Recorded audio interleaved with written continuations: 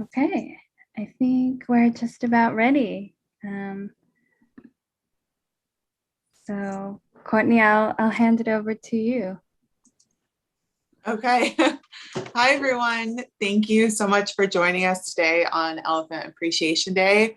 I'm Courtney Fern, NhRP's Director of Government Relations and Campaigns, and I am zooming in from West Hollywood, California. And we are so glad that Gigi Glendinning has joined us today. She's a photographer, artist, and activist who's photographs she's so generously donated to us and other organizations. One of her photos of Minnie was recently featured in Nat Geo in the piece that they ran on the Comerford Zoo. And so I'd like to introduce Gigi. Hi, everyone. Thanks for joining us. This is fun. And where are you zooming in from? I'm zooming in from Philadelphia, or just outside Philadelphia in a town called Gwinnett Valley, PA. Great. So happy to be here. Thank you for joining us. So I wanted to just talk a little bit about your work, and then we have a slideshow of Gigi's photographs, all the various elephants that she's captured through her years advocating for their freedom. Here at the NhRP, it's always Elephant Appreciation Day. Every day we're advocating for our clients, Minnie and Happy, and other elephants throughout the world through our litigation, legislation, and other forms of advocacy. And Gigi, I just wanted to ask what you are appreciative of elephants for today. Well, that they exist, right? We all love them. And I'm just appreciative actually for your group for drawing such important attention to elephants. I've been at this since 2010 and worked with all kinds of different groups. And I love your campaigns and think that what you're fighting for is so important. And so I'm happy to support, and I appreciate Happy and all the elephants you represent and want to, do right by them. It's been far too long where they're suffering for no good reason. So I'm happy to talk about it and inspire people to get involved. Great. And real quick before we get into the slideshow and the webinar, I just wanted to say today's webinar is dedicated to our client Beulah, who last week marked the 2-year anniversary since her passing. She was being used and exploited by the Comerford Zoo at the Big E Fair in Massachusetts when she collapsed and died. And recently we found out that she had been suffering for 10 years from uterine tumors and related diseases while the Comerfords continued to exploit her. So we just want to honor and recognize her today, given that it's close to the anniversary of her passing, and we are continuing to fight for her companion Minnie, who Gigi has documented, and we'll get into that. But let's get into the slideshow. Mickey, can you bring it up? Yeah. And it's going to start with a cartoon Gigi has featured.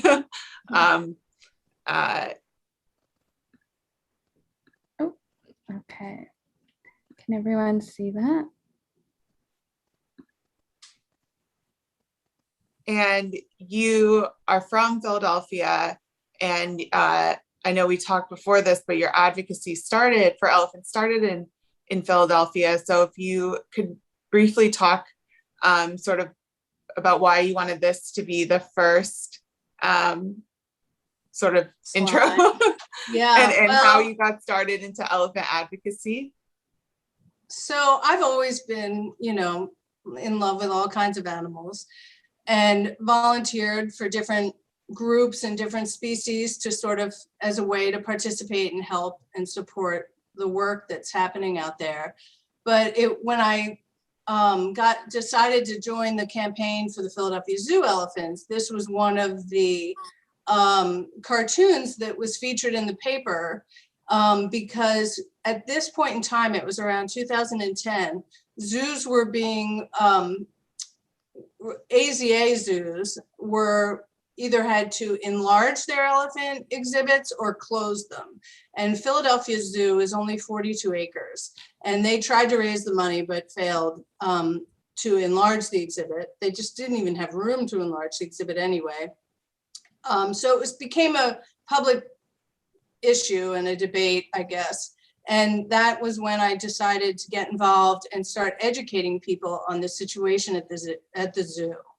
And so this picture really just kind of sums up my feeling about zoos.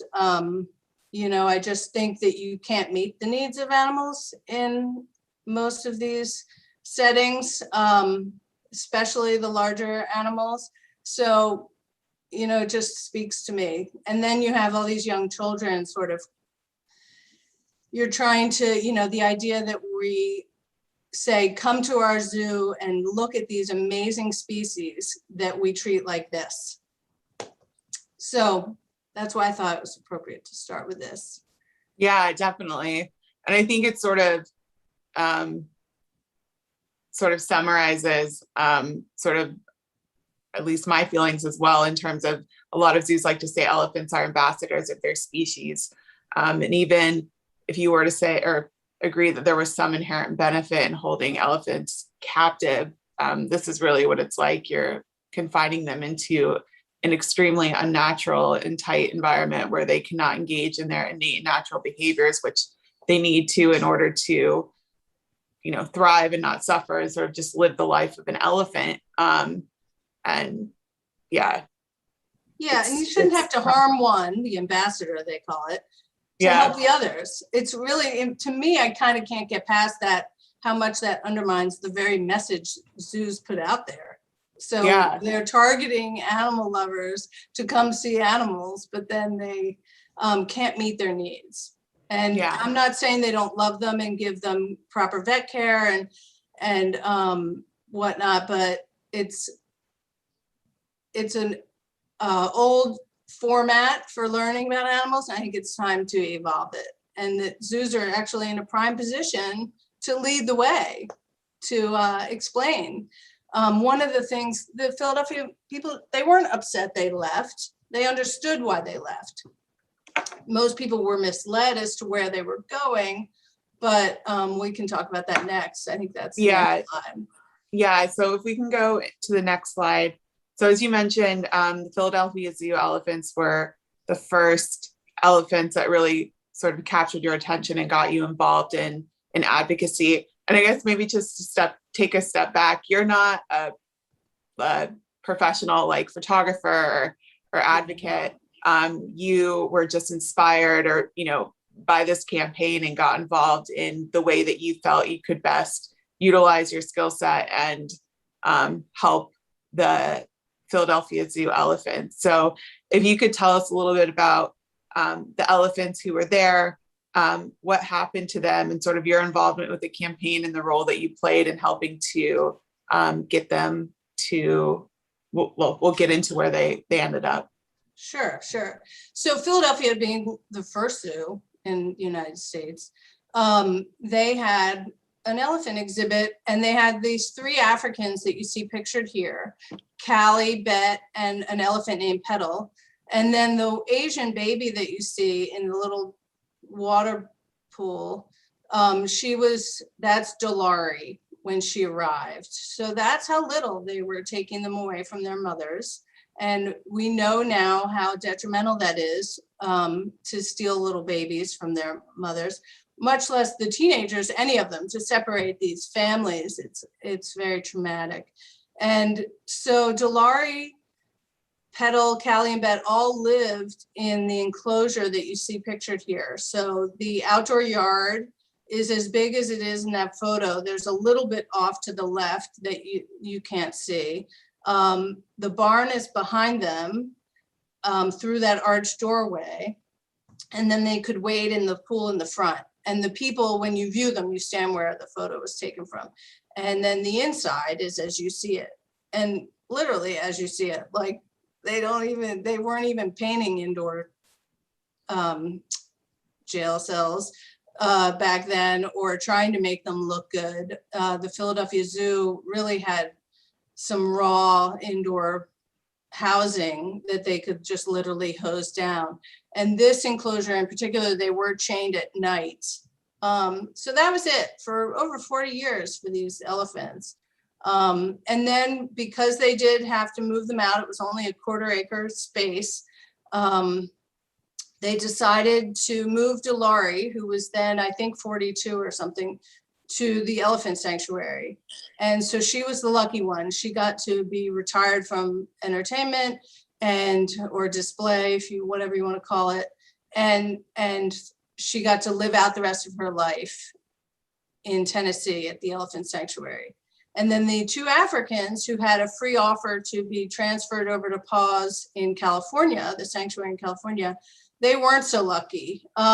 So Petal died in the barn before this all happened. And then Callie and Bet were moved to Pittsburgh. So the Philadelphia Zoo made some sort of deal with the Pittsburgh Zoo to use Callie and Bet. And at their advanced age, they were in their 30s then. I think they were, they knew all along they'd be babysitters for their breeding program, but they did tell the public they planned on trying to breed them. And then they moved them into, is that the next slide? Maybe we should go to that one. Yeah, so they moved them into this barn, and Philadelphia Zoo, we were told on the tour, they gave us a tour because we were sort of the protesters outside the front of the zoo. They wanted to, they didn't refuse our request to see where they were going. So we got a tour of this. It's called the International Convention Center outside of Pittsburgh. It's an old hunting property where they used to have canned hunts, and which is fenced in animals that people can come and shoot. And then, so it's 750 acres, but the elephants were only given this small yard that you see here. They did not have access to the 750 acres, which was another thing that the public was sort of misled about. And then this is their indoor barn. And there's doors off to the left are where they would house them. And then they would share this indoor space with the bull elephant that was their breeding elephant named Jackson. And that's it, $500,000 for a cinder block barn when they had a free ride to PAWS Sanctuary, which is hundreds of acres and off display and, you know, all the better ending.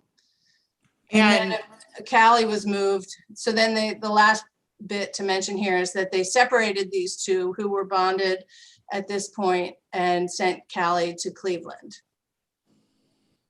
where she still remains on display. And then, so contrasting how the African elephants ended up when they went to the ICC at the Pittsburgh Zoo versus, I think the next slide is Delores at the Elephant Sanctuary. And you were able to go and volunteer there and get more information on how she thrived. So if you could talk a little bit about sort of the difference between the elephants that ended up, the lives, I'm sorry, of the elephants who ended up at another zoo versus Delores who ended up at an accredited elephant sanctuary. Sure. So the reason I went out, this chart, my friend made for our outreach efforts, just so that people could get a sense as to what we were trying to explain. So the black dot represents the 42 acres of the Philadelphia Zoo. The 2,700 acres represents the Tennessee sanctuary where Delores got to go. And then the green circle represents where they would roam in the wild. And so I would use this when I would tell Delores story in schools, which is another way I decided to, you know, support these campaigns and advocate for the animals. So it's just a good visual and, you know, to promote critical thinking. So Delores, so I went out there to see for myself. It's always a good idea to see what you're talking about, and you'll speak better about it. And I volunteered for a weekend, and I got to talk with the founder of the zoo, and he was telling me how Delores adapted and that what her challenges were when she first arrived, having only ever lived in that 1/4 acre at the Philadelphia Zoo. and how when he would call her, she would come running like straight through a bush. She didn't know to walk around it. Like she had never sort of had to navigate terrain like this. And the challenge for her physically to get up and down the hills was a real problem at the start. But that so I followed her as she evolved there and started to use more and more of the territory and swim in the 25-acre lake. And she made a best friend named Misty, who she would, wander the territory with. And on their website, you can see the elephants. They're often caught on the camera, going wherever they want to go. So to Courtney's question, they have free will and choices all day long. They can choose to be in the forest, choose to be in the open grass, choose to go for a swim, choose to be in the heated barn, or choose which elephants to hang out with. So very big difference than the confined space where there's zero choice, often no access to water, even drinking water. At the ICC, they didn't have free access to drinking water. They didn't want to give them to toys. They said they didn't play with toys when we asked why their toys that the local advocates had sent weren't being used, stuff like that. So, and Pittsburgh, the other thing they mentioned to us on the tour is that they spent 3 months straight in that barn because of the ice in the paddock. So Pittsburgh gets, pretty decent winters. So everything, all those factors are a problem for zoos, that it's hard for them to meet their needs, no matter how much they want to. Yeah, definitely. And just the significantly greater amount of space that they have at both the Elephant Sanctuary in Tennessee and the Performing Animal Welfare Society is just, that in and of itself makes it so much better. And as you said, they 20 miles a day. Yeah, and they have freedom of choice as to how to spend their days, where to spend their days, who to spend it with.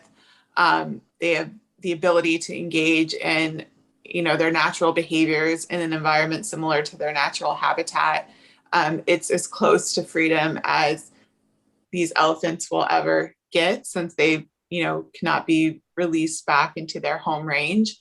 And I think the next slide we have, when you visited the Performing Animal Welfare Society PAWS in Galt, California, and you mentioned that they had offered to take the 2 African elephants at no cost to the Philadelphia Zoo, but for whatever reason, Philadelphia Zoo didn't release them. But if you could just talk about, what you saw and your experience visiting the elephants at PAWS.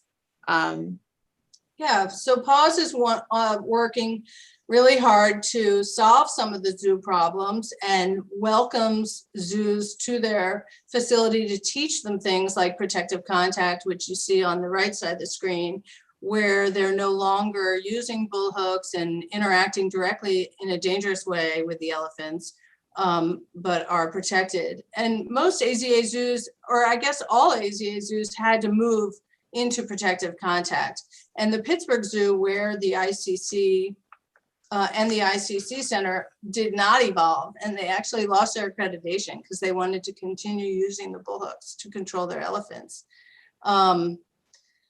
So, again, I think these facilities have a place, like if sanctuaries can come up with this much for their elephants, zoos certainly are in the position to evolve and have a different model, even if it's off-site where people can't view them and only can see them on the cameras, like the sanctuaries. I think the public would support that.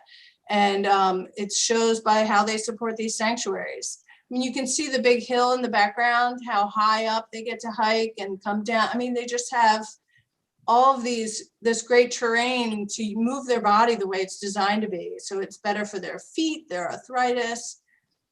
And you see Nicholas playing, he just was doing that for the fun of it. It's a young bull elephant, and PAWS has taken bulls. So they have, space for the larger males too.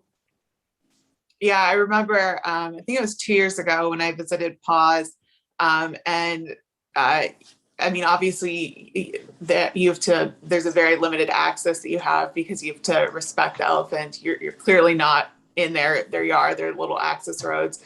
But I remember seeing Mara coming over a hill and then running down when Ed was walking by, and it was just so amazing to see, such a large African elephant running down a hill with so much space and freedom, and it was just amazing to see that, and it gives you hope for what the other elephants held captive at zoos or circuses or roadside zoos, wherever. For happy good there's hope for them for happy. Well, and to that point, just really quick, so people know, Tess did not, as a volunteer, they did not let us look at the elephants. We never got to see them. I did not take that photo of Delores with a rock on her head. Did you notice that she put a rock for the fun of it on her head? I was in a hay barn offsite cleaning and fixing it up. So they are not on display, and it's not a guarantee. Now, if I was painting a barn and an elephant decided to walk over to where we were working, that was another story. But again, it's the choice. So that's a big distinction too. Yeah, definitely. And PAWS, I think, is only open once. They have an open house once or twice a year, and it's very limited. There's no guarantee that you'll see an elephant. It's just whether they happen to be within your line of sight when you're there. This was a conference for people who were trying to help. Yeah. And so just to move on, because we have photos that you've taken of circus or elephants used in circuses, and I want to get into that because hopefully I didn't skip over this, but the primary way that you've been advocating for elephants is by taking photographs, by going to zoos, going to circuses, sort of, tracking where they are and going when you can. And one of the first elephants that you documented was Nosy, who's sort of famous now amongst those of us who have been advocating for the rights and freedom of elephants. So if you could talk a little bit about we'll go through the photos of, some of the elephants that you've documented at circuses. But Nosy was the first elephant you photographed at a circus, and she's pictured on the left, and then on the right now she's at the Elephant Sanctuary in Tennessee. Sort of how you got into or started going to circuses to document elephants and the other animals, and a little bit of the history behind this photo that you have of her. Sure. So this was 2010, right when I was, getting into the Philadelphia Zoo. One of the groups that I had gotten to know on Facebook was following Nosy. It was In Defense of Animals, if I remember correctly, or In Defense of Elephants, maybe. Anyway, so they were asking for volunteers, just like Non-Human Rights Project does, when we're looking for Minnie. I was a local person. This was about 30 minutes from my house, and it was a Piccadilly circus, which is now called Garden Brothers. And they were coming to Oaks. It was a warehouse, windowless warehouse, for a circus. And they had Nosy, and they also had a boxing kangaroo. And you can see they have ponies too, tied to the wall in the background.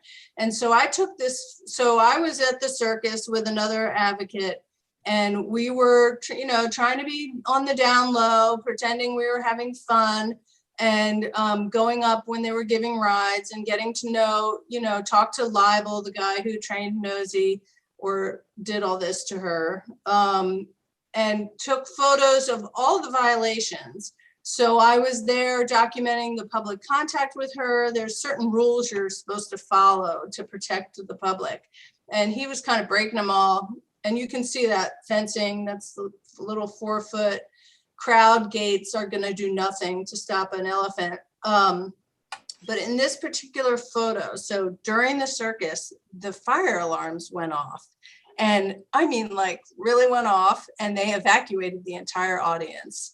And they left Nosy and these 2 ponies tied inside. So Nosy, if you can tell, is chained by 2 feet. a front foot and the back foot. And they left her with the ride saddle on and clearly had no plan for her. While we waited for the fire trucks and the firemen to put out the fire on the other side of the building. So I took this photo, appalled that they didn't get her out. And they did get the kangaroo out. And we all waited in the parking lot. And then once the fire was put out, we got the all clear for coming back in, and they resumed the circus, and she actually performed. But meanwhile, she's in there with the, woo, woo, woo, totally going off. It was not good. And so one of the reasons I wanted you all to see this was because, again, you don't have to be a professional, you just document what's taking place. And because this was a pretty significant incident, it was used in a court case against her exhibitor, her owner, whatever you want to call them, libel. And I had to swear and, testify that I took the photos, signed the back of them. This was like film photography way back in 2010, no phones, and submit them in the court case. And he actually ended up being fined. I think the total was $7,000 that year for various violations, including this neglect here. So I never thought this elephant would be saved. And then here it is. She's she, thanks to all of the people who did these little bits of outreach to follow her and track her and document her suffering. Her trailer was obscene. You would not believe what he was moving her around in. And anyway, it worked, and we got her to safety.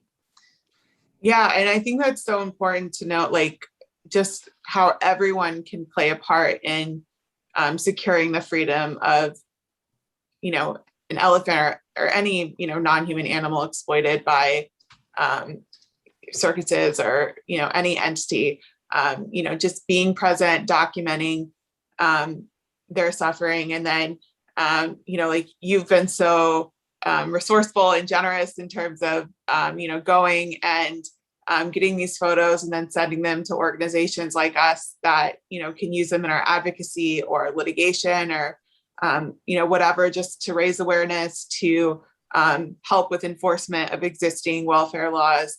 It's so critical, the role that you've played and that others can play by just going and documenting what's happening. And it doesn't have to be a circus. It can be a zoo. I go to zoos all the time. Not because I want to, but to be able to document, what the elephants are experiencing. And almost always, you'll see them engaging in stereotypic behavior, whether it be swaying, rocking, holding their head against a wall, wanting to get into their barn, but being unable to.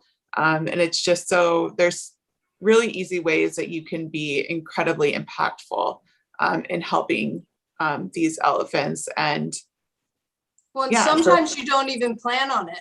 You're out with family and all of a sudden you see people getting their pictures taken with parrots or something, and you're like, and you had no idea it was happening. And so that's really a good thing to quickly document, especially because you are with kids, so you can really get some better views because you're actually a patron.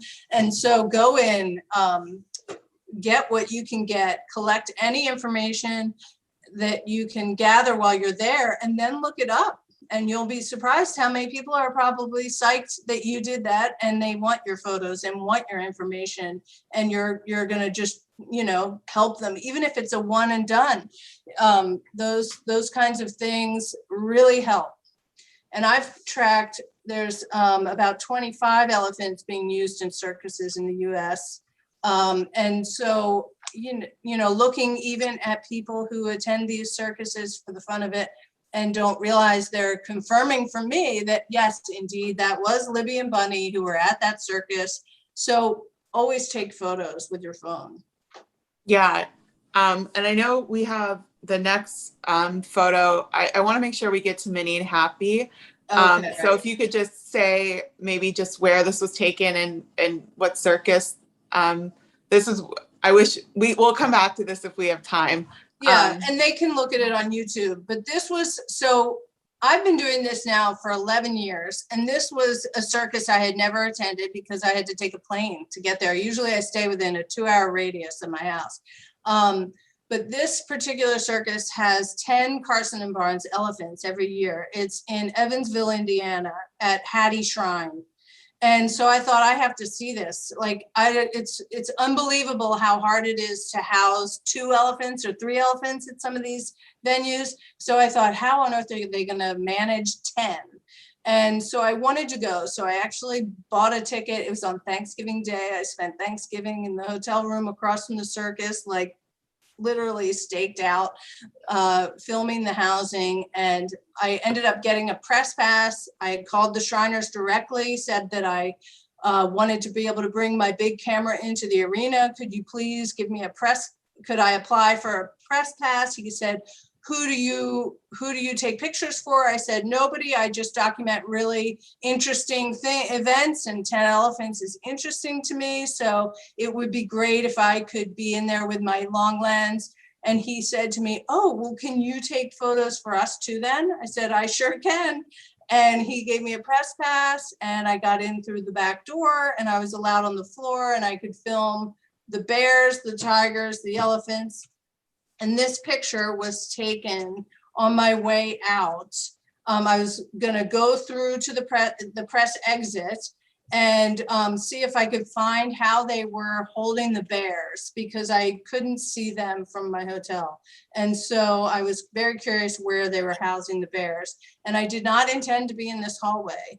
But if you look to the left, there's a garage door. And this is where all of a sudden, because the circus was over, they were bringing 6 of the elephants back in to give rides. And so all of a sudden the garage door opens up, and I'm in a dark alley with all of the abusers I've been documenting for 10 years. So the scary trainer guys who hook these elephants all the time, and they come marching in, and they come so close to me, I had to pin myself against the wall. And they go by like, I don't want to be that close to an elephant, especially a stressed out, abused elephant who might have tuberculosis. Like, I didn't want to be there at all. And luckily there was this little eddy, which you see, and maybe Courtney, I'm taking too long. But anyway, so I sat in a chair that was there for whoever was manning the garage door, and I filmed the whole thing. And this is them putting the saddles on. So it just shows you that the elephants on the road are in these concrete hallways with pipes and trash cans and shovels for their poop. And they're just made to kneel down and get the big heavy equipment put on. And anyway, it's not nothing natural about this. To me, there's nothing okay. And the elephants were chirping back and forth, trying to reassure each other, is how I interpreted it. From what I know about the way they communicate, they did not. So it was intense. Yeah, I mean, I think we're not happy I was there. This photo is just so heartbreaking, like every aspect of it. You see them, 3 elephants huddled together in a cement barn with headdresses, and it's a hallway, just so you guys know, it's a hallway of like a stadium. So they would have like ice hockey games here. And so you go, this is a hallway, and then there's the 4th elephant above the trash can, and then 2 more after that, just jammed in the hall. And it was, anyway, you get the idea. Yeah, and we'll include links to all Gigi's photos and videos if you want to look at the video that she mentioned of the elephants being saddled up. But one of the elephants who you documented was Minnie. I think it starts on the next slide. Our client, who's currently held captive by the Comerford Zoo. And actually, I think over 50% of our photos you took. I might be the only person in the US with photos of her. That's the only reason I got next to you.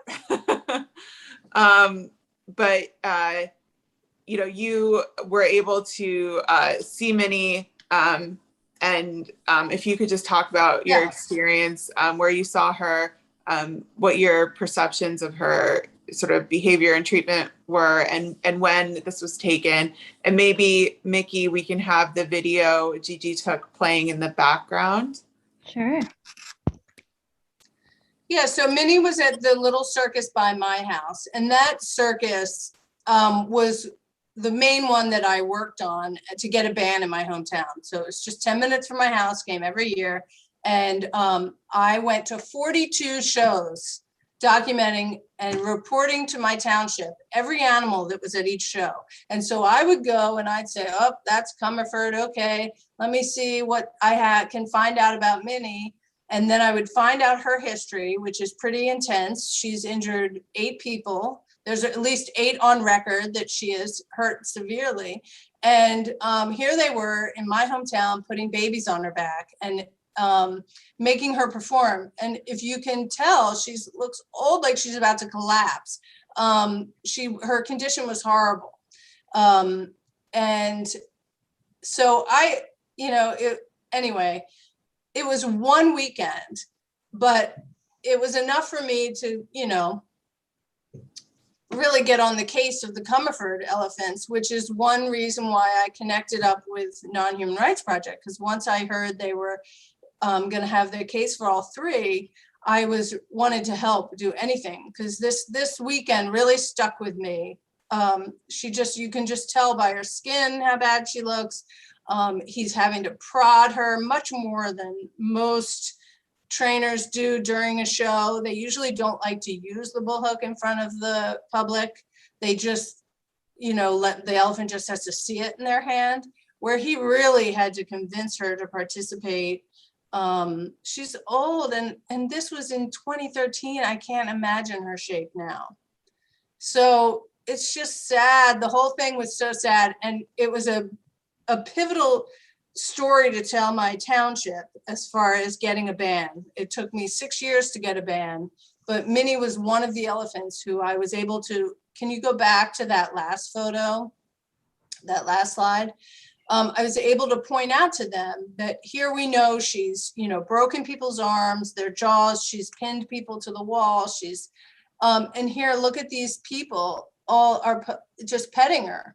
And all they have is the little pennant flags. That's the only thing keeping her from rampaging out into the street. And elephants like Minnie, they typically do, or when they act out, it's because they're so stressed, they've been so abused, and they're being forced to engage in these unnatural behaviors and behaviors and activities that cause them immense suffering. Like having people ride on their backs and walk in circles on cement flooring. And, she's hauled in a trailer. I don't know if you saw the trailer. I think the photo that was in Nat Geo, she's behind her trailer, but when she's taken to these, fairs and circuses, she's transported in a very tight trailer. And that can cause, extreme psychological distress and suffering, in which will cause her to act out.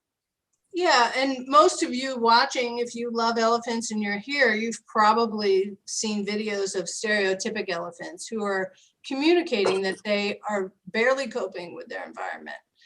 It's scientifically proven that when they start bobbing their head or weaving their body, or even I've seen them do these leg movements where they sway in unison together, they are not cope. That is how they cope with the confinement. And so to me, it's, the first thing I do when I get to any of these places is look for where I'm going to run.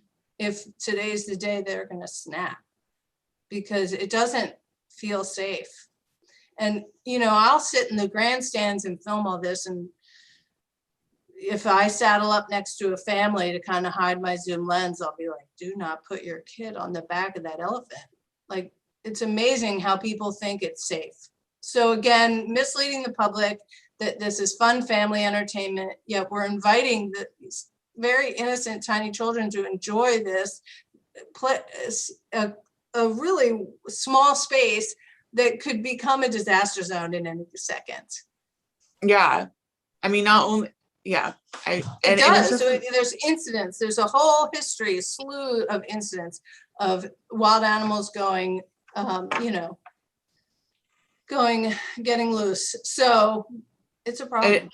It's just amazing to me too that this is allowed by the US government, for elephants to be forced to, engage in this behavior, that it somehow is considered acceptable under the Animal Welfare Act. Yeah, and I think a lot of people aren't paying attention. When I lobby with legislators, they're pretty convinced by the evidence right away. It's not a matter of having to convince them, whether it's the public safety risks that are easily shown in videos and photographs, or the animal welfare issues. It becomes pretty clear pretty fast that it's a bad idea to have these wild, dangerous, stressed out animals in such close proximity to their constituents. So they kind of get on board pretty quick, but there's just piles and piles of other issues they're dealing with. And so in order to bring the legislation to the top of the pile, or to have a case like non-human rights cases get the attention they need, we all have to make phone calls. You have to just call your reps. You have to tell them it's important to you, because they really do work for us, and they've told us as lobbyists that matters. It brings the bill higher in the pile. So if you get any takeaway from today, it's that calling your representatives does make a difference. You just have to do it all the time, like a lot, like at least once a year, because bills get reintroduced, they have new numbers. And then this is, I think we'll move on to Happy. okay. But here are some other photos you've taken of elephants when they're at fairs.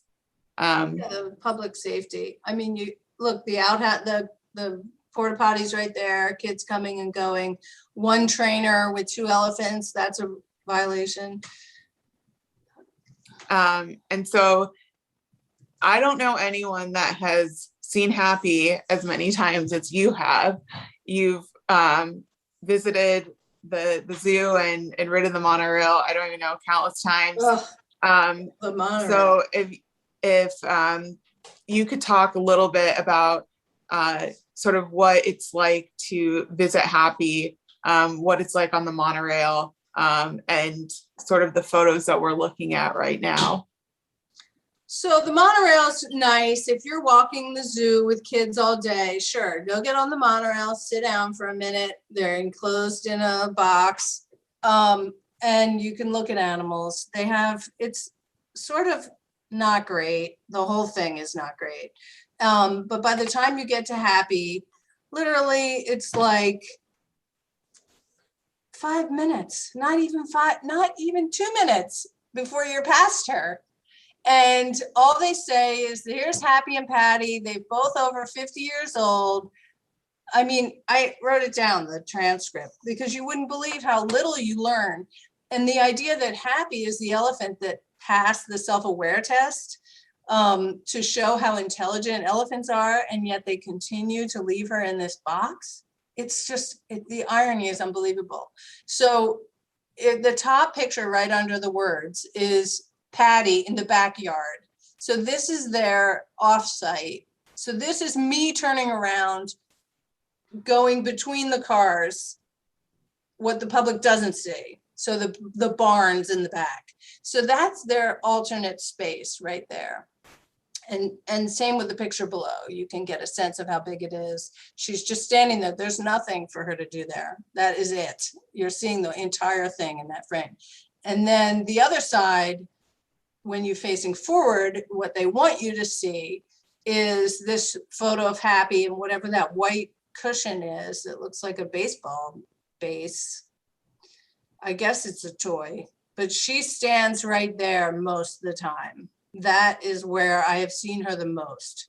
And if you go to the next slide. Now so this is, yeah, go ahead.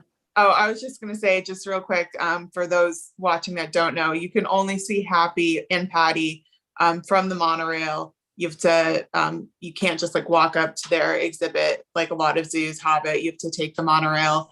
And Happy, up until recently, the way that their yards, or the exhibit was configured as they had a barn, like a industrial cement structure. They had the corrals, which Gigi was talking about, those alternative spaces, and it's 2 small corrals. And then the actual enclosure, like main yard, is approximately an acre with like a pond in it, a cement bottom pond.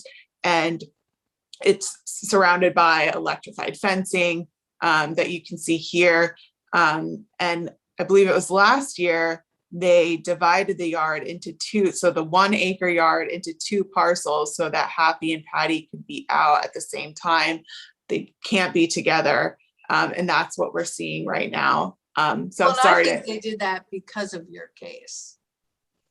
I think they brought Patty out front because it was a little, where's Patty? Anyway. Yeah. And her space is a fraction, it's tiny. It's unbelievable. They think it's acceptable to show the public that amount of space. So is the other photo here? yeah, I think that the next. Yeah, so there's Happy. So Happy, if anybody goes to the Bronx Zoo, Happy's the one with no hair on her tail. I mean, you can kind of tell her face and everything is round and cute, where Patty's taller and thinner. But Patty, the way I tell when I'm looking through my photos is that Patty has hair on her tail. So Patty in this photo is just on the other side of that fence. But they don't interact much, and she doesn't stand there often. She's more on the other side of the lake or pond, at the gate where you saw that other photo. Yeah, I think that's the next photo we have. Yeah, so that's one corner. So when you've seen Happy, like typically what is she, because you've been there like 6 or 7 times. Yeah. What is she typically, like what have your observations been of Happy? Well, and I'll ride the monorail 6 or 7 times when I'm there. They let me stay on. I'll just pretend I didn't get a good enough photo, or, you know, I just sort of say stuff. If there's not a long line, I typically go when it's a weekday and nobody's there so that there isn't a line at the monorail. And then I say, can I just ride it again? I didn't get a picture of the red panda. And they're like, sure. So I've heard the recording over and over again, and I've seen Happy over and over again, and she's always standing there. Every now and then she'll walk behind the pond up to the gate where you saw her with Patty.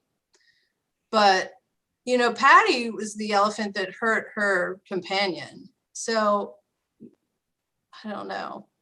I don't think she gets very close to her. I've never seen them like touching trunks or anything. Yeah, and the zoo likes to say that they are together, that somehow allowing them to be within eyesight is an acceptable form of socialization for both Happy and Patty, which is just completely ridiculous.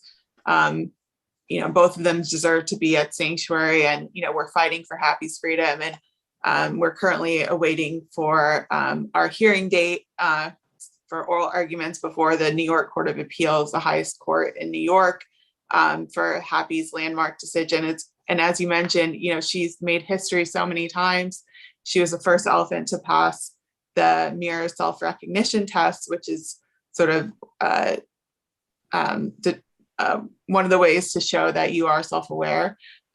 She was the first elephant to have a habeas corpus case, and now she's the first elephant to have, or her case will be the first habeas case before the highest court in an English-speaking jurisdiction. So, you know, we're super hopeful for Happy's freedom, and we're really grateful for all of the photos and videos that you've taken of Happy and Patty and all of the elephants that you've documented and helped you know, bear witness to their suffering and, you know, raise awareness to what they're going through, and help, you know, with, you know, your photos, as you said, have helped with litigation, you know, enforcement actions, like with Nosy, with anything, campaigns, just, it's been so helpful. So I guess one of the questions I wanted to ask before we open it up to Q&A is any advice you have for people who want to help elephants? Because as we said, like, you just got into this, you wanted to, help elephants, and you found a way that you could best do that. So what advice do you have for people who, like you, are passionate and want to get involved? Well, so do what you enjoy doing, because then you'll do it more. I'm not a big fan of standing out at a protest. I would rather go in and document it. And so if that's what is more interesting to you, do it. And it doesn't take a pro camera. iPhones are unbelievable. And you can, or volunteering is a huge way to help. Documenting, paying attention to what's happening locally. So my radius is 2 hours. That's what I'm comfortable doing in one day. I don't like to have to pay to spend the night somewhere. So if I can get there and come back in the same day, all the better.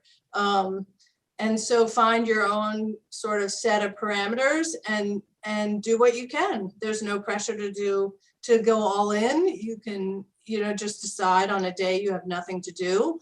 I think I'll go check out my zoo, or follow some Facebook groups of, what people are doing in your area. And then maybe one day you'll be like, I'm going to go check that out, or go to the Pet Expo. They often have some group in safari clothes holding up alligators. Take photos of that and then go home and look it up and see what their history of USDA violations are. Educate people in your neighborhood who are paying money to support this, because maybe it's not something they should be supporting. Definitely. And I guess I have one other question before we open it up. You've documented elephants in so many different captive environments, or exploitative captive environments, from zoos to circuses to roadside zoos. What would you say would be the biggest change that needs to happen in the United States to help elephants, aside from rights? Well, I do think that the circuses are more dire than the zoos, because at least at the zoo, they get vet care, they're on the proper diet, usually, at least the AZA zoos, where there's just no way to travel with elephants safely or humanely.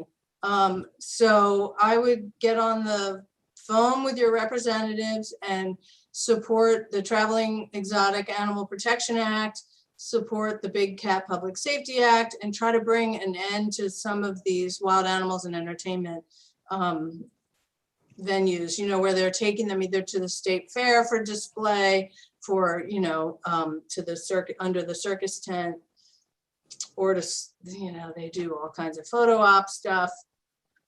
So that's more dire, in my opinion, than the zoos. I do believe the zoos can evolve.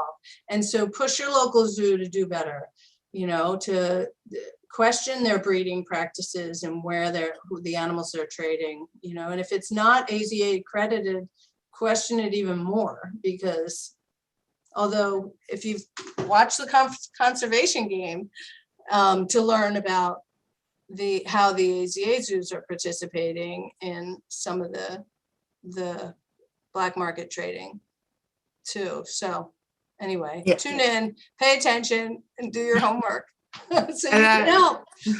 That reminded me one last thing, and then we'll take the questions.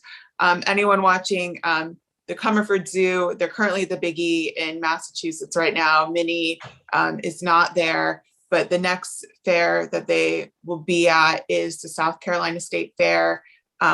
Believe it starts the first week in October. And we do not know whether or not they will be bringing Minnie there. I think there is a decent chance that she will be brought there. But on our website, we'll include a link when we send around the follow-up email. We have the contact information for the zoo, so you can, or the South Carolina State Fair, so you can call them and ask that they not allow the Comerford Zoo to exhibit their animals, since they are holding Minnie captive, and ask that they not allow an elephant to be shown there if she is scheduled. So we'll send out that information. But Mickey, do you want to ask questions? So we're getting a lot of good questions. I'm going to combine a couple similar ones together. So this is kind of a two-parter, but what can people internationally do for elephants in the US? And then sort of the flip side, what can we do for elephants outside of the US? So I guess I'll answer and then Gigi can answer. So people internationally, a lot of time our action alerts, you don't have to be in the United States to complete them. The only time that's required is if you're contacting a state or federal representative. You have to be a constituent, but a lot of our action alerts, like contacting the Bronx Zoo or the Cumberford Zoo, or signing our petitions, you can be anywhere in the world and complete those actions. You can also, if you'd like to contact a representative, you certainly can email them and, just say where you're based out of and that you're concerned about an elephant that's in their district. What people in the United, or what's being done for elephants internationally. We will have a Zoom on this eventually, but we are currently doing work, in other countries on behalf of elephants. Steve would be the best to talk about that. But there are organizations based in other countries that are doing work like what we're doing, and you can complete their action alerts. Just take a little bit of Googling to see the leading orgs in a country that you're concerned about the elephants there, and see how you can get involved. Yeah, and share everything, because you never know who's going to see it because you shared it. And so the more you educate people that this is happening all around the world, or educate people that, look, there's a ban here, we should have a ban, or just circulating the information is so important, so that people think critically, and you'll inspire other people to get involved if they see that you're tuning in. Great. Yeah, and Susan asked a really good question. She says, she asks, if you actually witness any true animal abuse, what can or should you do other than documentation? You should contact the local, either immediately local animal control, and then they can refer you if they are not the ones that would enforce that. Oftentimes it would be the state's Department of Fish and Wildlife or Department of Fish and Game. They can refer you to the appropriate, game warden or agent there. But immediately you can contact law enforcement, animal control, and then they can, most likely will put you in touch if there's a state agency that oversees it. But documenting it and then contacting. But Gigi she's done this. So. Well, I'll tell you, in my circumstances, I don't do anything on site. So I film it and leave, because you're not going to convince anybody on site to help the animal. At least I haven't had success. I'll tell the Shriners, look, you've got an elephant here who's hurt people, and look, our baby's on the back. Nothing, silence. But if you document it and you take it to the people in power in the township, they can stop it from happening again.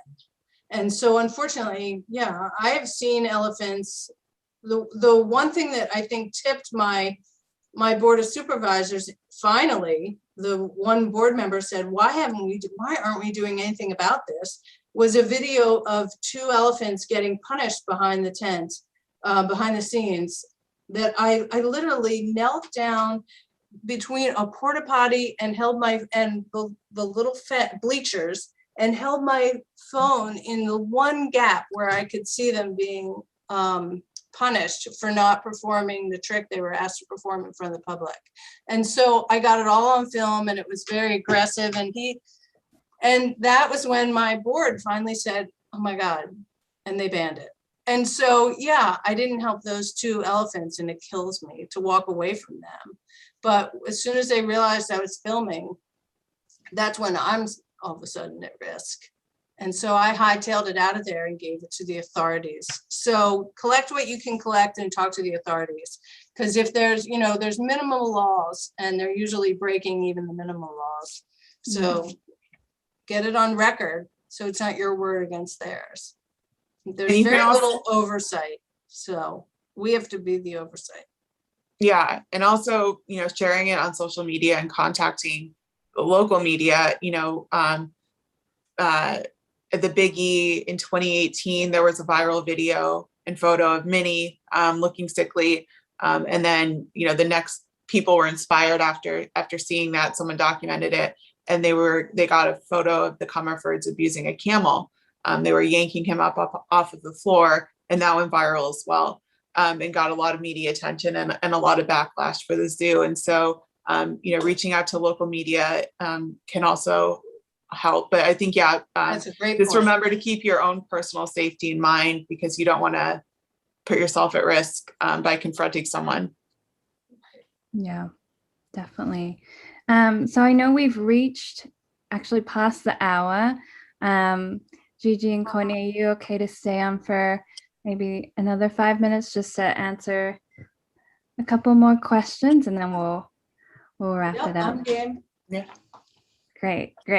Okay, so we have a question about Minnie. So Karen asks when the last time she was seen in public. Minnie was last seen in public at a 4th of July fair in 2019.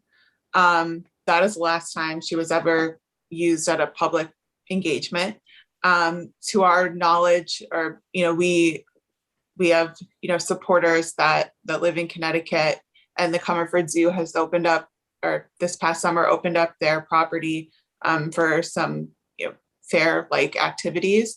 No one saw her.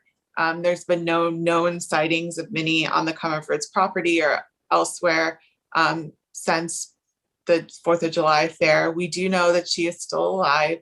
The USDA did do inspection of the Comerford's property in April of 2021, at April of this year, and she was noted as being there. When the Nat Geo piece was being written and researched, the USDA confirmed that Minnie was still alive and in the care of the Comerford Zoo, and that was 2 months ago. So as the last confirmation we got was 2 months ago. And we regularly file FOIA requests and records requests with state and federal agencies to get more information about Minnie's life and her whereabouts. But the last sort of update we had on her was 2 months ago. And to the best of our knowledge, she is still alive and at the Comerford Zoo. Good. And Nancy asks, are you aware of Lucy in the Edmonton Valley Zoo? I don't know if Gigi, you've ever come across her, captured her. Nope, I've never been up there. But I do see the stories about her. Unfortunately, there's a lot of elephants in that same scenario. Yeah, Lucy's story is heartbreaking, where we've been following her and the work to secure her freedom for a really long time. And we're supportive of the efforts that I think LEAP is the leading organization working to free Lucy. And yeah, as Gigi said, there's so many elephants that are, held alone at zoos in environments like Toronto, where it's cold and they're in snow, or when it is snowing, they're in, concrete cement barns. It's heartbreaking. And that's why we're working to secure, their rights. So no elephants will ever have to face that type of life again. And they'll be able to remain in their home range. Yeah, definitely. So I think we're just about done with questions. Gigi or Courtney, if there's anything, last final things you wanted to say? I just want to thank everyone for joining us on Elephant Appreciation Day, and to thank Gigi for all the amazing work that she's done. We couldn't do a lot of the advocacy we've done for happy and Minnie as effectively without your photos and videos and all the hard work you've done. And so many, supporters have sent us videos and photos they've taken of Happy and Minnie and Beulah and Karen as well, and other elephants. And I just want to thank everyone who's, advocating for elephants in their own way and supporting our efforts. And before I turn over to Gigi, I'll just do one plug. If you want to continue to support our work, for elephants' freedom, please consider participating in our upcoming Active for Animal Rights virtual race, where you can exercise your autonomy for elephants who can't exercise their own. And we'll send out a link to that. But I just want to thank everyone and thank Gigi for the work that you're doing. I'm happy to be here and always like to talk about this. So if anybody has more questions and want to email me directly or look at my website, I have tons of photos you're welcome to use for your own campaigns or to promote thought on what you might get involved in.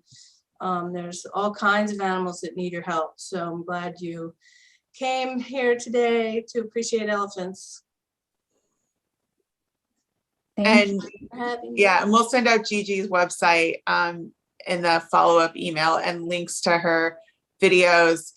Anything we mentioned, we will send out a link to.